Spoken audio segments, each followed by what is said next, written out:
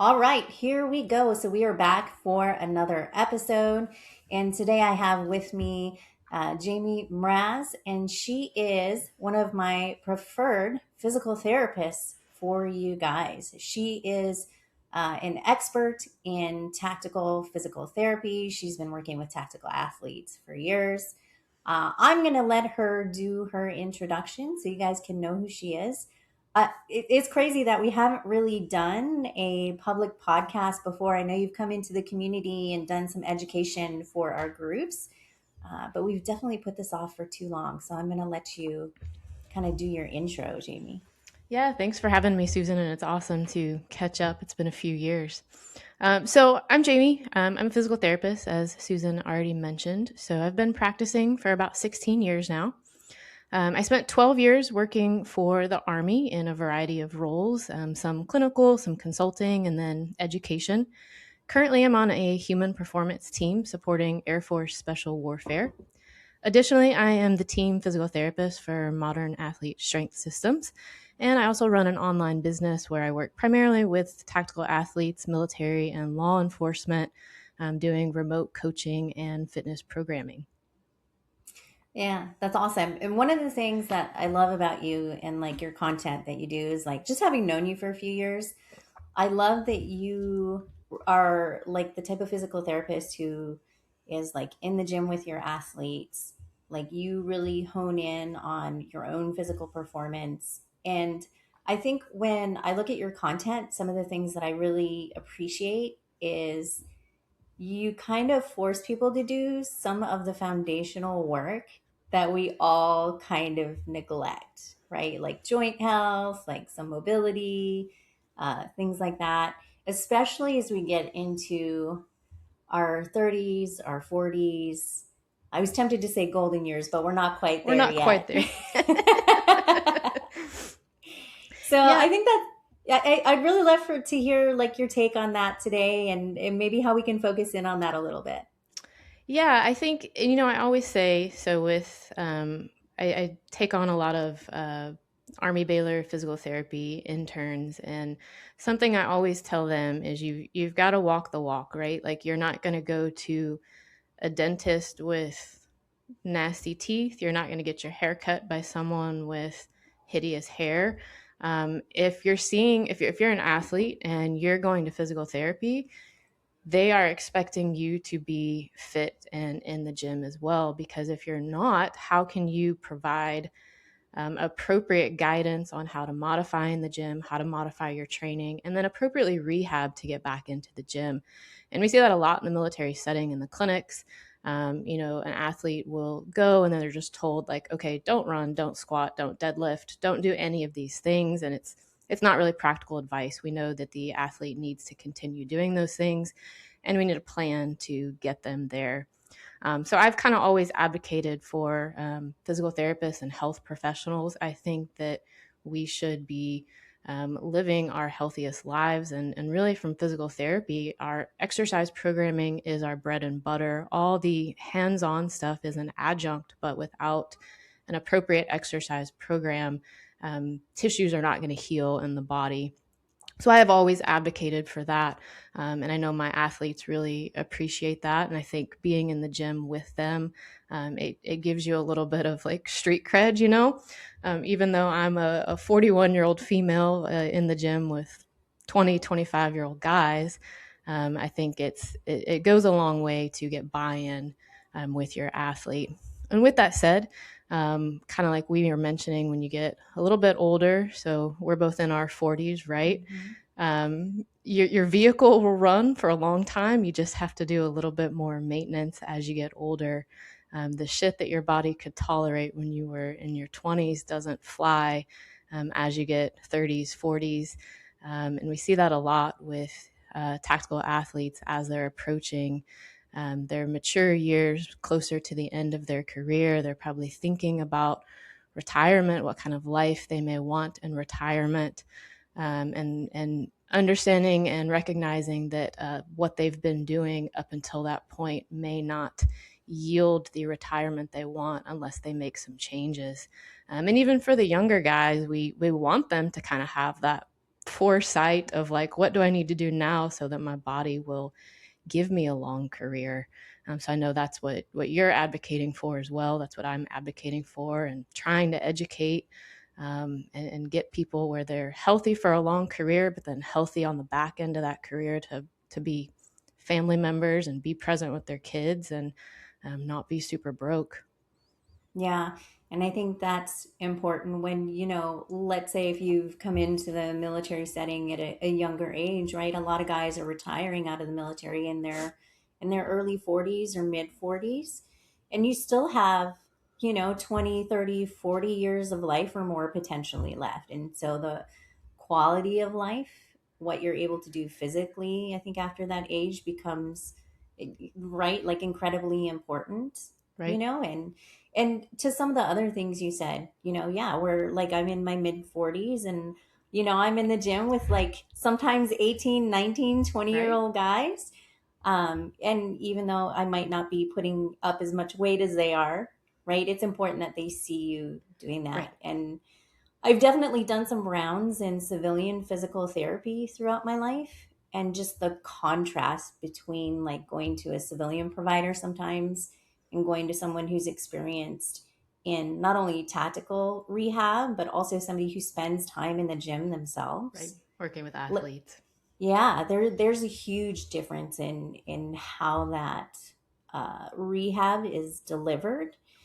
And I think like one thing that I found funny was like I went to physical therapy. I was having some back issues like after an auto accident, and they were having me move sort of like these 5-pound weights and like arm cycling on the desk, Like you're arm 80. It's like cycler, nursing like home. like I'm 80 and in the nursing home. And I was like, what is this nonsense? And I kept telling the physical therapist, I was, hey, listen, like can we do something that's maybe a little bit more, like, I'm not sure that how much this is helping me Right. really. Like and then like there were some exercise bands involved, and it was like the little skinny yellow ones. And I'm like, It's not I'm enough. like, I can't even feel this honestly. Right. Versus, I go to, somebody who's experienced with athletes like yourself, right? And you'll kind of have to go into more detail about this, but I feel like what I typically see is we're looking at, okay, can we, depending on the treatment, load a bar and put weight on you? How much impact can you tolerate so that we can get you back to performance? And Right. different modalities like cupping, needling, things like that are typically involved. So I think I would love for you to kind of like go into a little bit more detail about, if somebody is going to physical therapy, and I know there's lots of scenarios we could play with here. If somebody's going to physical therapy, what are the things that maybe you see that are common injuries that we can maybe start thinking about the rehab process specifically for a tactical athlete? So I think the easiest injury to talk about is low back pain. Everyone has low back pain at some point in their life. I have yet to meet a person that does not, especially tactical athletes. And back pain is scary for a lot of people, right? Like you don't want to do things to damage your spine. Our nervous system perceives back pain to be really intense. We guard, we spasm, we protect. So if we talk back pain, and really this concept will apply to any injury, but when I meet with someone, my first goal is really to, after we kind of have talked about symptoms, done the exam, is I want to make sure that we still have a clear understanding of what we can do in the gym. A lot of times you go to doctors, they're very quick to tell you everything you can't do. That can feel really defeating if you're a patient.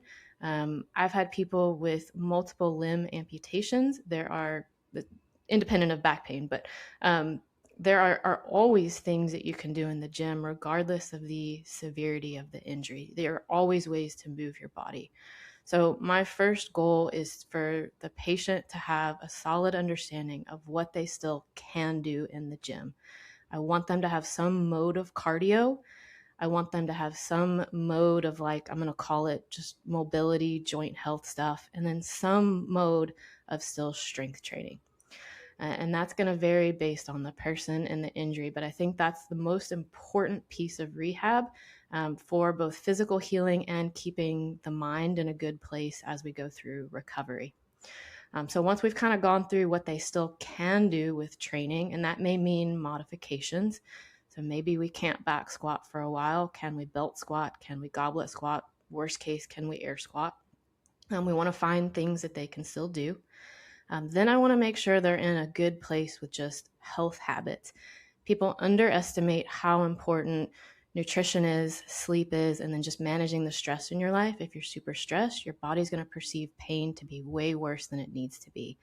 So it's important to have, I think, a conversation of those things, to have a conversation on how alcohol, nicotine, tobacco use may negatively impact how your body recovers. And then we go into, do you need supplemental rehab exercises? Some injuries do, some don't. Some pain and injury, we just need to modify the fitness program and just kind of let things shake out. And some things we need to get like a targeted rehab program. And when we do that, then I'm usually trying to figure out a way to segue that rehab stuff into their normal training program. It shouldn't feel like you're going to work out, then do your rehab. So maybe we're sprinkling the rehab into a warm-up. Maybe we're sprinkling it into some accessory work at the end. But I try to make sure it's just part of the training program. It's just everything you can get kind of while you're working out. And then anything hands-on is an adjunct. So cupping, dry needling, these are things generally to just kind of make you feel a little bit better so that you can keep working out. I think a lot of rehab providers go wrong in just doing the hands-on stuff. They're too focused on pain. Sure, we want pain to be decreased, but we also need to make sure the tissue heals. And the tissue is going to heal with some kind of load force input to the body, which is going to occur through an exercise program.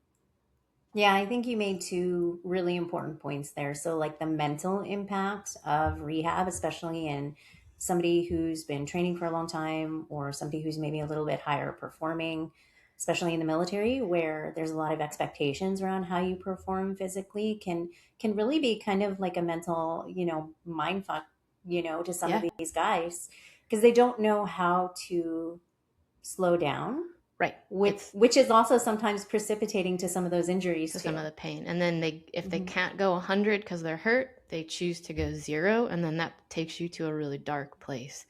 We want to Mhm. find that middle ground and then gradually work back towards the 100%. And I think that's probably the most important education that a physical therapist can provide is its medically educated fitness guidance. Yeah. And then also that the rehab or prehab or or post workout rehab doesn't always have to be its own thing. Oh, And also just being an older athlete, there are definitely some times where I feel like the warm up, it's definitely taking a little bit longer now as I get yeah, older, especially, running. Like I can't just like lace on my shoes and then head out on the pavement. Like there's some hopping, some skipping, a lot yep, that I learned from you. There's like some work that has to be done yep, that is going to help essentially with making sure my lower back isn't screaming afterwards. My knees are ready to perform. My ankle mobility is there. yep. So I think working some of that stuff into the prehab and post workout session, I think a lot of people don't do. My husband included. I don't know how he does it. He just like he's in his 40s too. He's Like, like what do a you big mean? guy. Yeah. I'm like, what do you mean you don't stretch after you run? What are you talking about? What do you mean your warm up's only 10 seconds before you go out on a 13-mile run? Or like, are you kidding me? Like It's yeah, it's funny when we think about I think about how I trained in my 20s, and I can't imagine. But I also think about how good I could have been had I trained the way I train now in my 20s. How much better I could have been. But oh yeah. hindsight. Yeah, absolutely. So again, thinking about like keeping the older athlete and their longevity goals kind of in mind. I know we talked about lower back pain. What's maybe another injury that you see commonly that we can maybe do some prevention for? Yeah, I think so. If we're thinking of tactical athletes, I think low back pain is going to be number one. I think knee pain is going to be number two for most common. And knee pain is tough, man. I feel like even clinically, it's kind of the hardest to manage because, like, when your knee's really pissed off, you can't squat, you can't run, like, everything bothers it. But what I have found is that keeping the joint sort of greased up. So usually when the knee hurts, we avoid bending it. It's a compensation strategy. That's why going down the stairs hurts, squatting hurts. And a lot of people just kind of avoid it because it hurts. Literally, one of my go to is if people are having some knee pain stiffness, I have a movement where they're just kind of bringing like their knee over their toes towards the wall, and I prescribe 100 reps a day. It sounds like a lot. They might do sets of 10, sets of 20, but we've got to get that knee bending. So that's going to be the number one thing that I do. Number two is we've got to find a way to continue to load the quad. When the knee gets stiff, we stop bending the knee, the quad muscles shut down, and then stability greatly decreases around the knee. So if we're looking at kind of a way to load the quads while we're navigating knee pain, a lot of people do really well with mid-range, so like the knee kind of partially bent isometrics. That can be on a leg extension machine. It may be like a split squat isometric hold. Reverse sled drags work really good. But we're usually trying to avoid like deep knee bend and then sometimes like locking all the way straight. So that mid range is a great entry point to start loading the quads. We also want to make sure we're keeping the hips really strong. So we should make sure we're doing a lot of hinging work, a lot of hip stability work, just to support the knees when we're running and rucking and all those sorts of things. So I think for preventative, we want to keep the knee joint moving. So making sure you've got that range of motion where kind of your shin moves forward, your knee comes over your toes, making sure we've got the quad muscles adequately conditioned, and then making sure we've got all the hip stability muscles adequately conditioned as well. Yeah. So I'm a big fan of the sled for Yeah. sure. I like incorporating that, especially as trying to improve my leg strength, my leg Core endurance. I strength would too. core strength. Yeah, absolutely. I would say even it's helped a little bit for sure with my ankle mobility Yep. when I'm trying to run and whatnot. Sometimes also if I just want to do something a little bit more low intensity, I've you done that know, before. Just 20-minute timer, start dragging the sled. yeah, and just, like since we mentioned that, what's a good percentage of weight to put on the sled if you're going to do that for 20 minutes or so? Um, Probably like 50% body weight if you're going to go for Okay. 20 minutes. It should be just a Yeah. slow, steady burn. If you're going more just like short laps, we're going to go up, over body weight, but I'm probably going like 50, maybe 75% body weight if I'm doing just long duration.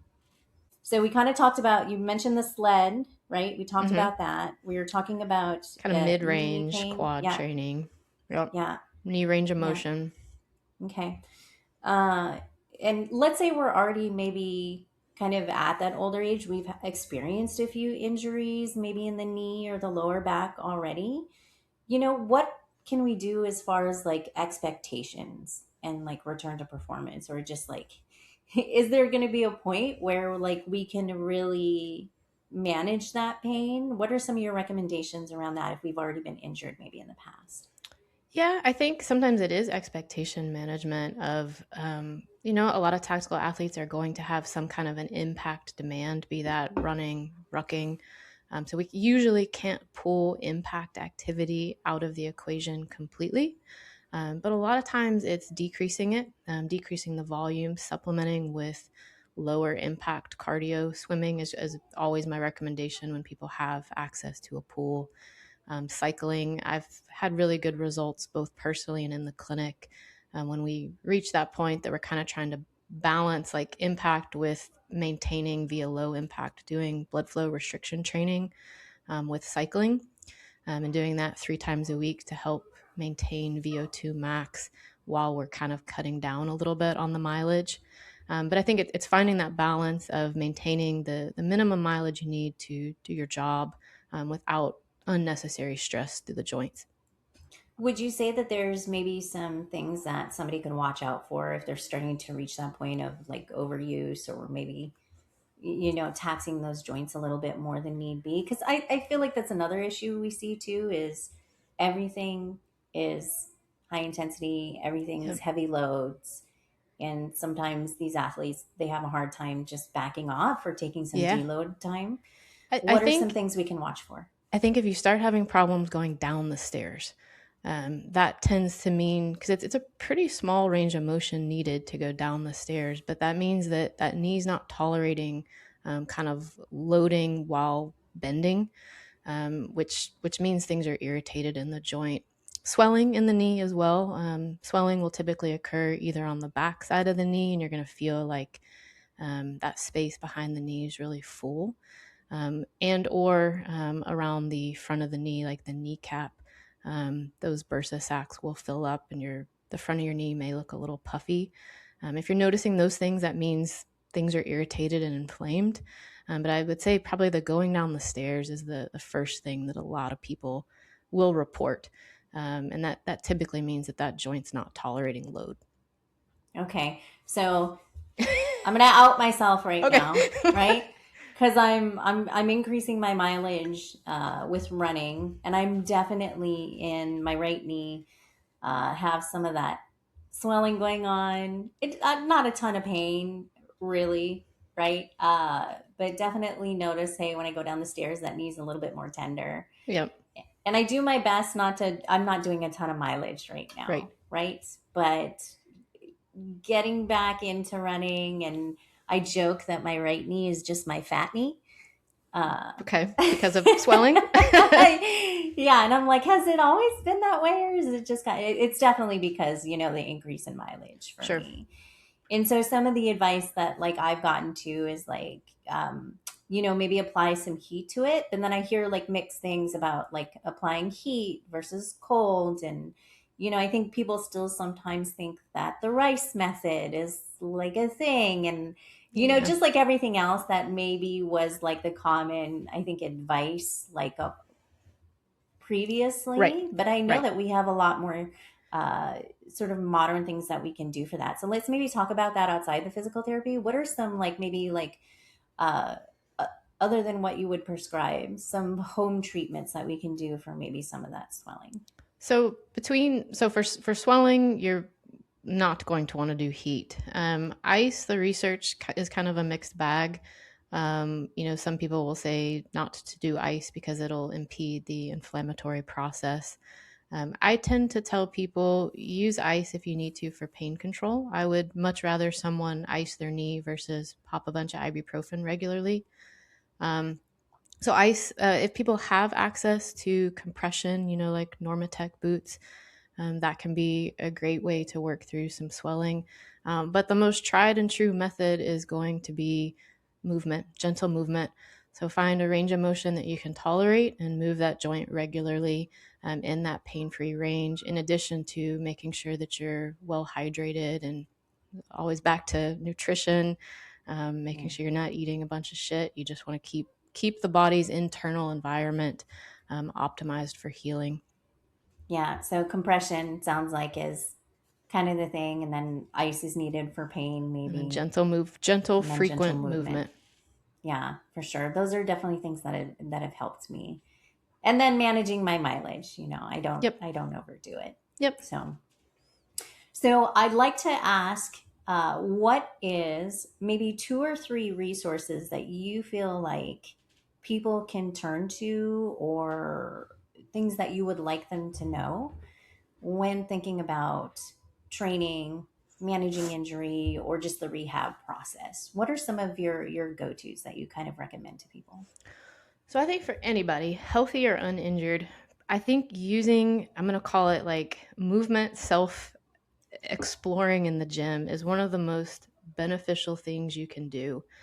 If you've hurt your knee, taking time to figure out what movements feel good, what movements don't feel good, exploring, both of those, because like pain doesn't always mean something we need to avoid. Like let's say you have pain with a stiff joint, the directions that are uncomfortable are probably the directions you need to keep moving.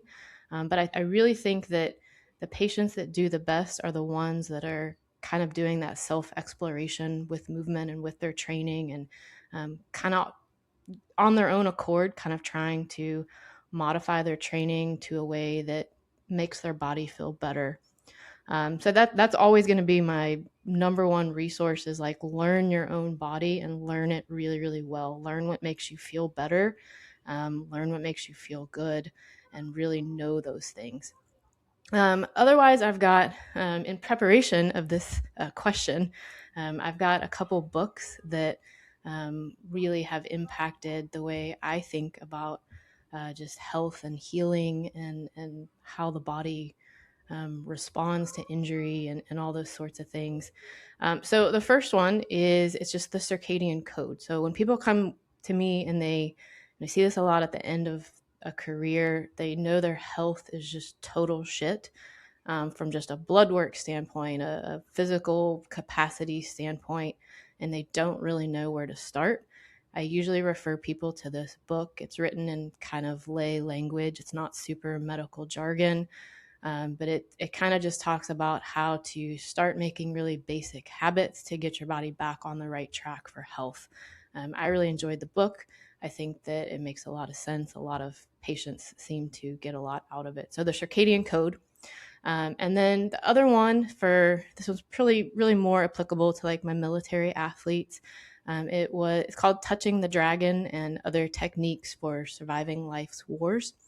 It was written, it's like a personal reflection from a former Navy SEAL and canine handler. He was injured in combat, sustained like life or career ending injuries. The canine that he was with at the time was killed. But the book kind of is a reflection of his journey through physical therapy after his physical injuries, the kind of mental darkness that came with that, and then how to find purpose again after injury and subsequent change of career. But I think, as a medical provider, it's always really interesting to hear or read patients' perspective of what they're going through as they're navigating injury. And there is always so much of a mental component that I think we just overlook a lot of times. Yeah, I'm definitely going to add those to my list for sure. We'll make sure we put links Yeah, yeah, in the show notes for everybody. And for you, if somebody is wanting to ask you questions, if they're wanting to train with you, yeah. like how can they get in touch with you? Where can they find you? Yeah, so we can drop my website and my email here. Basically, to work with me one on one, I currently offer two options. One is going to be more intensive monthly coaching. This is going to be like weekly touch points where we're modifying, the training and the rehab program on a week to week basis. And people that are super limited, navigating kind of more of like a lot of different stuff, is going to be more appropriate for that. And then I also offer just like a one-off, I'll write you a custom 12-week program that works better for more simple, like, hey, I had ACL surgery a few months ago. I've been discharged. I just kind of need a bridge program to get, back to whatever. So those are kind of the two options. I also do have a couple programs through Modern Athlete. We have Warfighter Mobility. That's a subscription program that I write. It's really like joint health more than mobility. It's not like stretching, foam rolling type stuff, but we hit basically hip, spine, and shoulders, which are the heavy hitters for our tactical athletes. So there's that option as well. And we're big fans of Modern Athlete Strength over here. So we'll make sure We we are. link all of their stuff They're great guys. in the show notes as well, too, so that they can find your mobility programming. And maybe if they're not familiar with Modern Athlete, get them an introduction to that. Yeah. Yeah. This is something that, if you're listening, like you really can't neglect. So if you're in your 20s or maybe even your early 30s and you're thinking, things are fine right now. I mean, one, good for you. But you have to also be thinking about like, okay, like what, Is this I'm jumping out of sustainable? airplanes, I'm wearing, Right. Gear all the time, right? Even if you're in law enforcement, if we're thinking about like, the weight on your hips from your belt, you're wearing your vest, or if you're a firefighter, you're in turnout gear, you're wearing your tanks. Like there's a lot of, and we didn't even touch on it today, there's a lot of shoulder Yeah. things, a Yep. lot of things happening in the upper body too, Yep. that, people are going to be experiencing from situations like that. And Yep. so, yeah, I think this is like a big missed opportunity for a lot of people. So I really appreciate you being here today, talking us through it.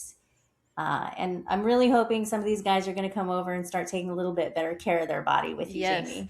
It will. And honestly, I even tell this to my, 22-year-olds, like, hey, you got 20 years of doing this, but like, you're going to get married one day. You're probably going to have kids one day.